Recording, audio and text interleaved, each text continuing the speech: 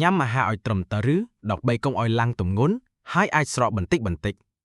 ខាងក្រោមនេះជាឯកសារសំខាន់ៗដែលអ្នកគួរតែដឹងនិងអនុវត្តគន្លឹះសំខាន់ៗសម្រាប់ញ៉ាំអាហារដើម្បីកុំឲ្យឡើងទម្ងន់ 1. ញ៉ាំអាហារច្រើនដងតែបន្ថយបរិមាណ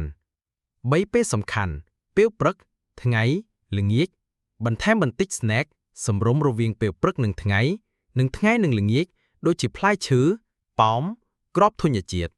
2. ជៀសវាងអាហារមានខ្លាញ់ខូមនិងបំពងជាភាសាបាយបំពងសាច់អាំងខ្លាញ់ច្រើនឬអាំងដុតពេកជ្រើសយកអាហារចំហុយខ្ញាប់ឬជាងតិចដោយប្រើប្រេងតិច 3. កាត់បន្តិចនៃបាយសមួយចានមានកាឡូរីស្មើ220គីឡូកាឡូរី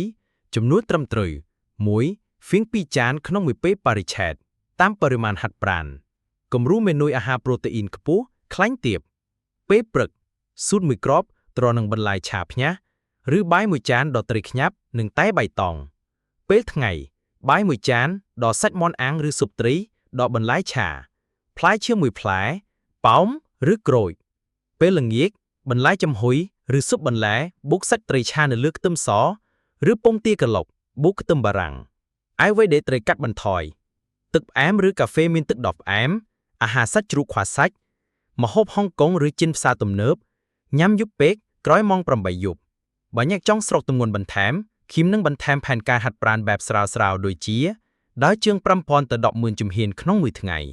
Plank Squat ឬ Jumping Jack មិនចាំបាច់ទៅហាត់ក្លឹបទេ